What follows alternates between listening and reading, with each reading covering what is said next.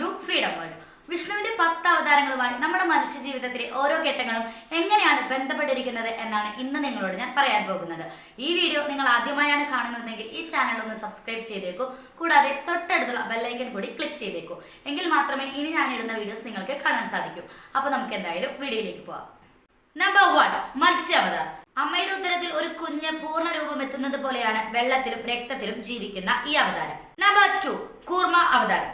ഒരു മനുഷ്യൻ ജനിച്ച് 3 മാസം കഴിഞ്ഞ് ഒരു ആമയെ പോലെ കമന്ന് കിടന്ന് തല ഉയർത്തി നോക്കുന്നതാണ് ഈ അവതാരത്തെ സൂചിപ്പിക്കുന്നത്. നമ്പർ 3, വരാഹ അവതാരം. ജനിച്ച് 6 മാസം കഴിഞ്ഞാൽ കാലുകൾ മടക്കി മുട്ടുകുത്തി ഒരു പന്നിക്കുട്ടിയെ പോലെ ഓടി നടക്കുമെന്നാണ് പറയുന്നത്. നമ്പർ 4, നരസിംഹ അവതാരം. പിടിച്ചു നിൽക്കാൻ ആരംഭിക്കുന്നത് മുതൽ കയ്യിൽ കിട്ടുന്നതെല്ലാം വായിലിട്ട് കുടിക്കുകയും ചെയ്യുന്നു. നമ്പർ 5, വാമനൻ അവതാരം.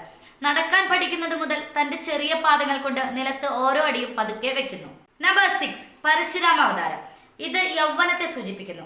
കുടുംബ ഉത്തരവാദിത്തങ്ങൾ ഏറ്റെടുക്കുകയും ചെയ്യുന്നു. നമ്പർ 7, രാമ അവതാരം.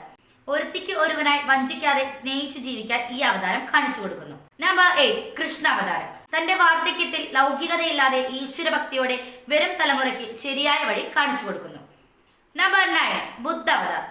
ജീവിതത്തിലെ എല്ലാ അവസ്ഥകളും മനസ്സിലാക്കി ശാന്തതയോടെ ഭക്തിയോടെയും ക്ഷമയോടെയും ഇരിക്കുന്ന ഒരു കാലം. നമ്പർ 10, കൽക്കി അവതാരം. മനുഷ്യജീവിതത്തിന്റെ അവസാന ഘട്ടമാണ് ഇത്. ദൈവവുമായി ലയിക്കുകയും പൂർണ്ണതയിൽ എത്തുകയും ചെയ്യുന്ന ഒരു സമയമാണ് ഇത്.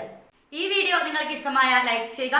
അതുപോലെ നിങ്ങളുടെ അഭിപ്രായങ്ങളും നിർദ്ദേശങ്ങളും കമന്റ് ബോക്സിൽ ടൈപ്പ് ചെയ്യുക. Thanks for watching.